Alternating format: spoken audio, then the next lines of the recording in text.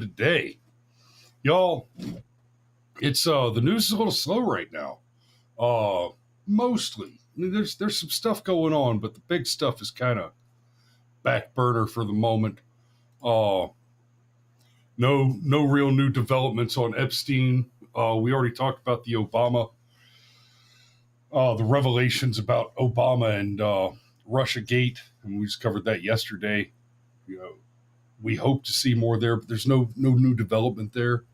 A lot of the lefties are making a lot of noise about, oh, Donald Trump's a pedophile. I don't buy it. I just don't. It seems very much like, oh, Sergeant Major asked about the new car. It's fantastic. Uh, I'm yeah, it's running great, and I appreciate you helping me out with that, old man. Um, so yeah, I've talked about this a little bit before on the show, and I actually did a pretty long live show where look for this one on Rumble especially, where I told the whole story, and it took a while. It's a long story, but y'all know I bought a car from Carvana. I bought a 2021 Expedition Max, limited package. So not quite the big beast of the King Ranch. not as much of an iPad on wheels. But Carvana sold me a total lemon. And, I wouldn't have been so hard on them if it hadn't been that, frankly, I get it, right? You sell thousands of cars, you might drop the ball occasionally, you might slip here and there. But where it went wrong was where they just didn't take care of it. They sent me to 3 different mechanics that couldn't work on the car. And I finally said, no, look, you're going to send me to a dealership that can handle the work. Because when they dropped it off, the AC didn't work. It was missing parts like the automatic running boards that it was advertised with. The wheels were, unmatched bald tires on it. And, I ended up spending $700 out of pocket to get a tune-up, just to get it running well enough so that the computer could identify the problems with the transmission. And then once we identified that it was a transmission problem, Carvana just they didn't want to help. First they tried a Band-Aid fix on the transmission, and that made it worse. Then they tried another Band-Aid fix on the transmission that made it slightly better than how it got to where it was worse, but it was still worse than it had been when I gave it to them. And then finally, Ford said, listen, there's nothing, you can't fix this. You have to replace the transmission, and it's going to be about $11,000. And Carvana said, okay, well, Mr. Lowry, you can sell it back to us for $6,000 less than you paid for it. No, you don't get to sell me a lemon and then keep basically your profit margin. That's what they tried to do. They tried to say, okay, well, you get nothing and we still get our profit, right? I finally fought through them and forced them to pay it off, to pay back the entire amount of the original purchase and take possession of that vehicle. It was a total nightmare. And like I said, I can understand that sometimes you miss a trick, right? You get it wrong, but they ran me through, a quarter of a year of just nightmare. Karma Cathedral says, I mean, it's kind of wild that a new transmission is $11K. Yeah, it really is. I've replaced the transmission in my old 01 F-150. I replaced that transmission probably 8-9 years ago. And I mean, parts and labor all in was about $1,200, I think. It was a while ago, but now in fairness, that's a 5-speed manual transmission. The transmission in the Expedition was a 10-speed automatic. Uh, and yeah, these newer vehicles, Cameron and I were having a conversation about this. He bought a new truck not too long ago. And he said something to me about, I kind of want to go all in and do the fully loaded package. But I mean, that for every extra thing you get with the package, that's just one more thing that can go wrong.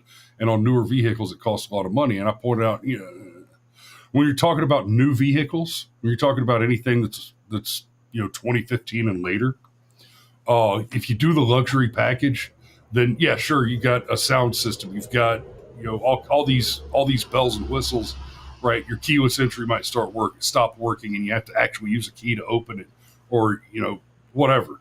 Maybe you can't remote start it anymore, but it still starts and runs. All that stuff that you get in the trim package.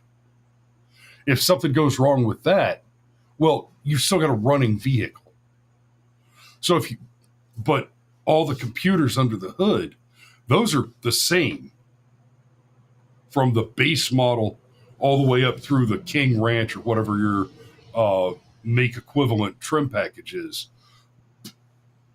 So you're not, if it's just about the money, that okay, fine. If you're going to save yourself $10,000 or $11,000 by buying a lower trim package, cool. But if the thing you're concerned about is that the trim package adds all those extra points of failure, where you might have, my DVD players in the headrest don't work anymore. Yeah, but you can still drive the truck. You're good, right? So you're not saving yourself anything as far as future risk and cost goes on doing the lesser trim package, because it's still the $11,000 10-speed automatic transmission in the base model, or the big trim package. Somebody might be able to make themselves a damn fortune if they were to open a new car company and just make something kind of like a 2000, 2001, late 90s manual transmission vehicle, or even automatic transmission vehicle. But, something where, you can buy it for 20 grand new, and you're, as long as you're not talking about multiple systems falling apart, then when something goes wrong, you're back to okay, $1,200 for a new transmission, parts and labor in, right? Maybe $2,000 for a new motor. And I've got an old F-150. It's a 2001. It's been my main vehicle for the last 25 years. It still runs great, and it still runs great because I've kept up on the regular maintenance, and I've replaced most of it, right, over the last 2.5 decades.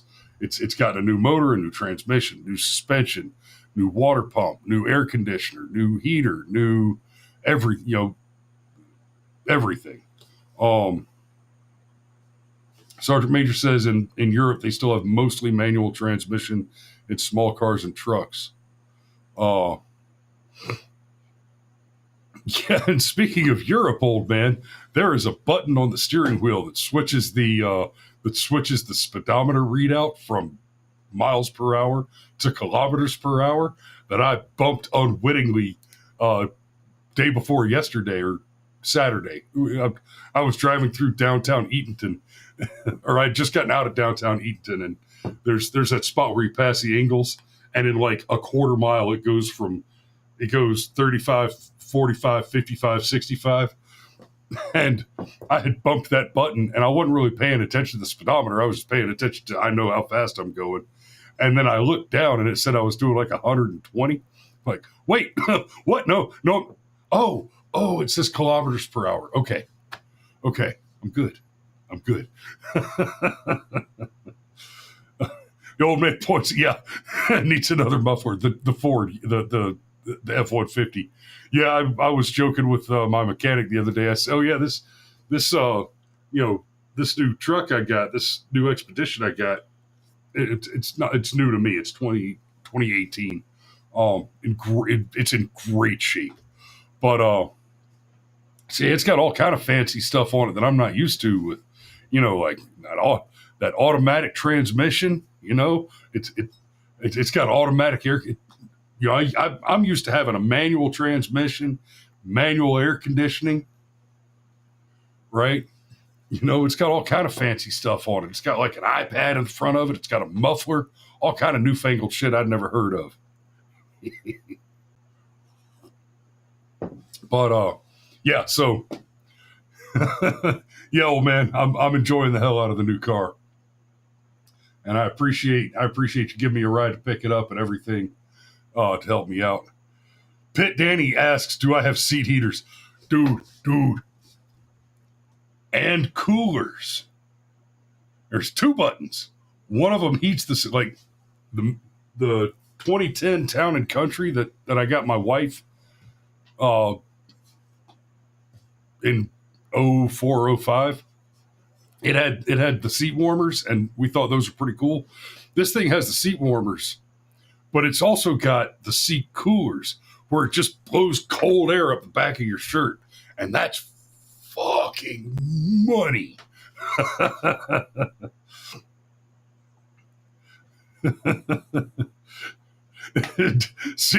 Cyber says any seat has heaters. It's called farting. Yeah, but I don't have to roll the windows down for these. And yes, the heated steering wheel. Yep. More importantly, and this is something I struggle with vehicles, like even when we bought the Town and Country, I don't test drive vehicles so much as I try them on. Like my mom and dad they've got a nice a much newer 2024 King Ranch Expedition. It's glorious, but they also have a slightly older Explorer. It's the smaller Ford SUV, and their Explorer is badass. It's got a lot of great trim package in it, including freaking massage seats. It's got a massage chair for the passenger seat. Dad and I took a trip to Florida a few years ago, and that massage chair was just awesome. I didn't go quite that far.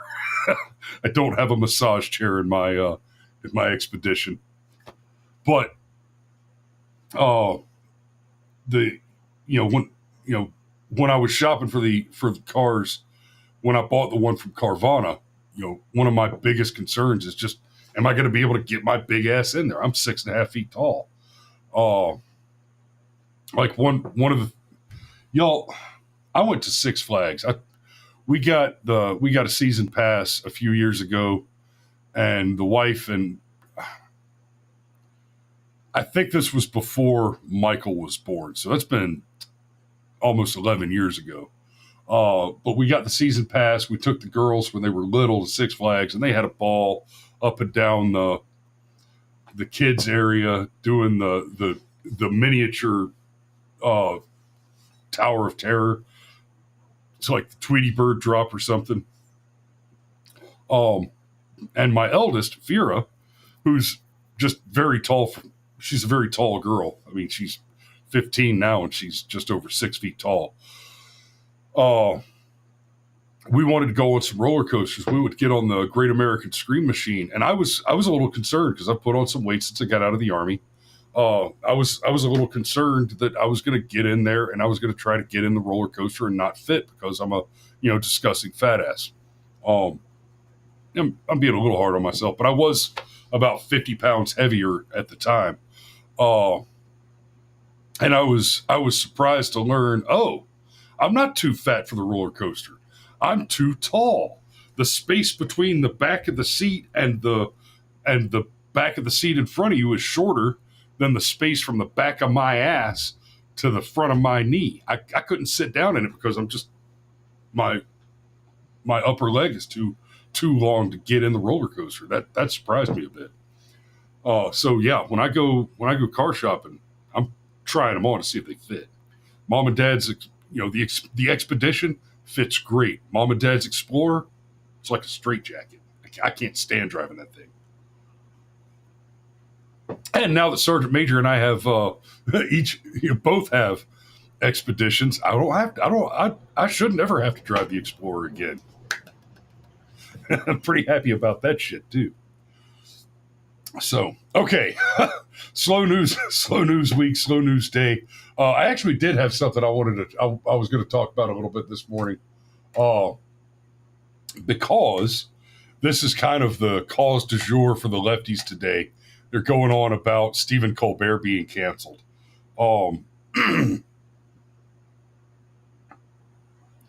Yes, Cyber says they don't make cars our size anymore, Chris. Truck category only. Yeah. My first car, when I was 18, Dad bought me a 1988 cherry red Beretta. It was awesome. But to drive it, I had to like break out the backstops and fabricate a longer backstop for the driver's seat so that I could slide it back further than it was supposed to from the factory, because it was just too short. I had to basically smash it back and then bolt in something to keep the chair from going back too far so that I could slide it back and drive the car. Without doing that, my knees were just kind of like pinched up behind the steering wheel. And that's just been something I've had to deal with. Basically my whole adult life, as it were. So Stephen Colbert's Late Show was losing millions at CBS before cancellation. Now, on the Twitters, we're being told that breaking: Stephen Colbert just told Donald Trump to go fuck himself. Colbert is not going to be silenced. You have to watch this epic moment. You know what? I don't have to watch this epic moment. We're told replacing Stephen Colbert with Rob Schneider would be like the fourth sign of the apocalypse. Yeah, Liam Neeson. Let me tell you why Colbert got canceled. This is why Colbert is gone. Because he's not funny. And I mean that very seriously, right? There were, just yesterday, the Late Show with Stephen Colbert attracts protesters. More planned this week. This guy is a messiah to these people. The anger over CBS's decision to shutter the Late Show with Stephen Colbert continues.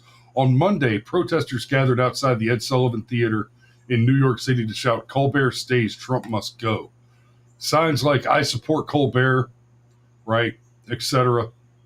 And they're giving us all this garbage about how, this is Donald Trump is silencing political opposition. Trump didn't fire the guy. In fact, he was never in a position to fire a guy. Right? I remember back in the day when when I first heard of Stephen Colbert, he was still playing the part of a conservative. And back then, and it was a shtick, right? It was parody. The point to it was to be ridiculous and over the top in order to make the point through argument ad absurdum and comedy in theory to show people what crazy nut jobs conservatives are. And I didn't realize that it was supposed to be a shtick. I didn't realize that he was trying to lampoon us as being radical conservatives because, frankly, his idea of what crazy far right is always struck me as a little, tepid and mediocre. He was never, if he wanted to be If the objective was to lampoon us, if the objective was to make conservatives out to be crazy right wingers, to be, radical far right thinkers, then he missed the mark.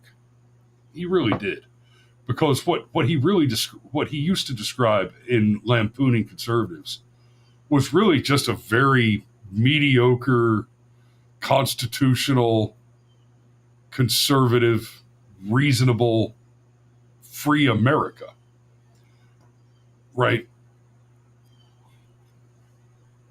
He was bad at it. He was bad at it because he didn't describe a frightening right wing world, and because anytime they love to point to authoritarianism, they love to talk about fascism. Those are all far left,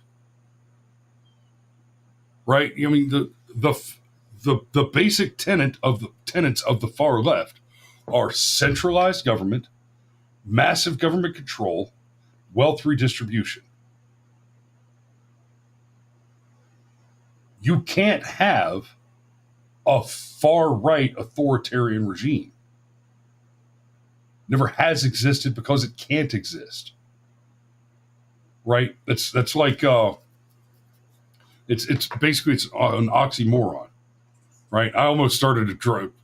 The thing about oxymorons are things that that don't make sense, but that shouldn't make sense, but do, like jumbo shrimp.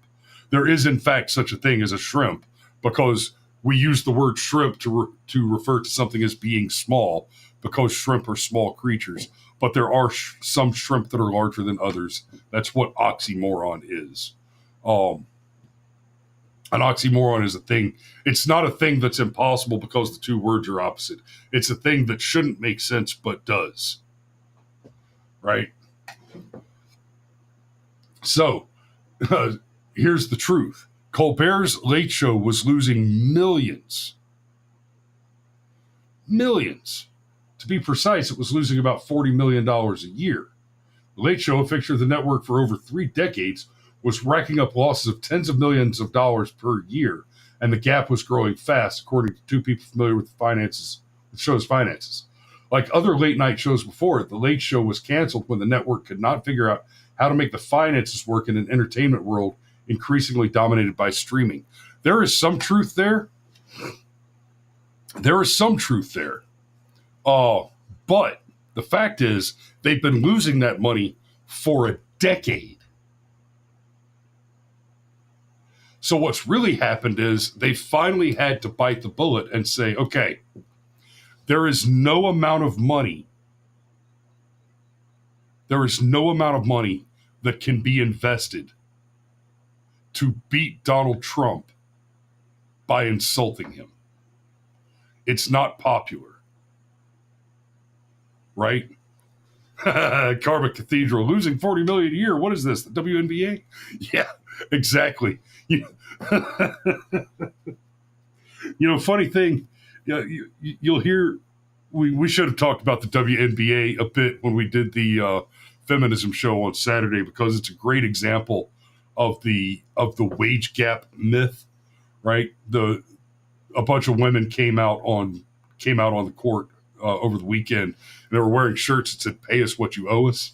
Like, now hold on a minute. The NBA, the Men's Basketball Association, which, notice it's called the Women's National Basketball Association, and then there's the National Basketball Association. Okay. Colbert sucks. He wasn't worth the money, and they finally had to admit that. Now, WNBA. The whole trannies in sports thing. Let's be clear about this. There's a reason you don't hear arguments being made about women playing men's sports. And it may not be what you think.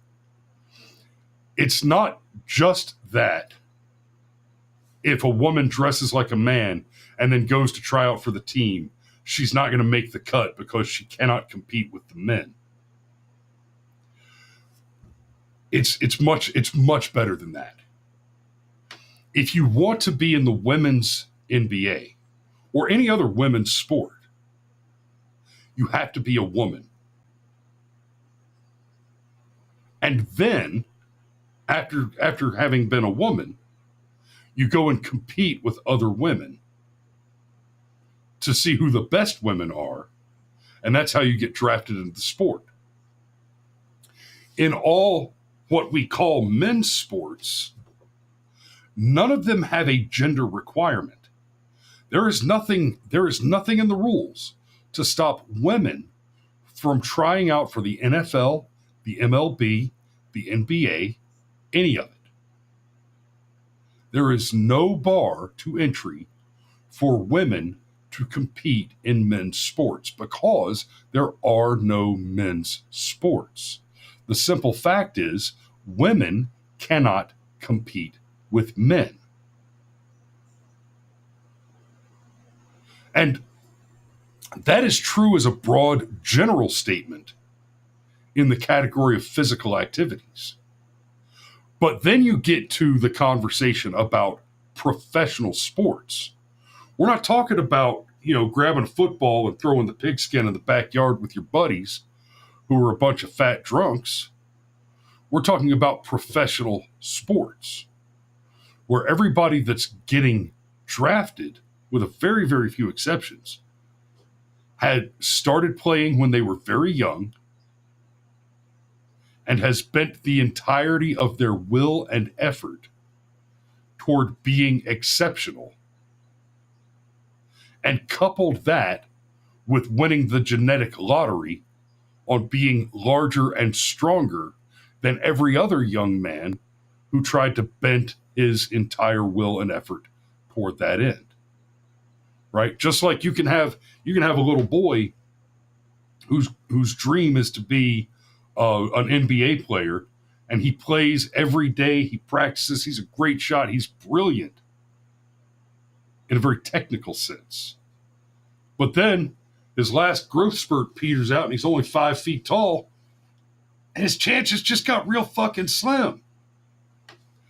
It really is that simple. There's an issue with men trying to try out for women's sports because men who aren't good enough to play in regular sports, who aren't good enough to win and get selected in a competitive field, well, they can go and compete against women and win every time. Right? And we've seen more than a little bit of evidence that so we're talking about outliers. Right? The women that get drafted into the WNBA, that get to play in the WNBA, they are the best of the best of the best in their competitive field. A WNBA team cannot beat the worst NBA team. It's just not in the cards. Statistically and technically, it's just not there. So when you talk about any woman competing to get into a professional sports league, the best women in a sport are not competitive against the average man. And when they go compete to try and get a spot in a professional sports team, they're not competing against the average man. They're competing against extreme statistical outliers. That's why you don't have women in man face fighting for their right to play on the NBA teams or the MLB teams, etc. Right? You have men who can't make the cut going and beating up on women because they're inadequate men. They're the sneaky fuckers we talked about on Saturday who dress like women because they think it's a mechanically successful reproductive strategy. They swim down below the other cuttlefish and try to commit some rapes. But you don't have women trying to sneak up into the killing fields and fight with males over the spawning rights. The world is that simple, ladies and gentlemen. Women and men are not the same thing. All right. I am going to go ahead and put a pin in this one. I've got to drive to freaking Winder now. So y'all be safe out there, guys. We love you, and we will see you tomorrow.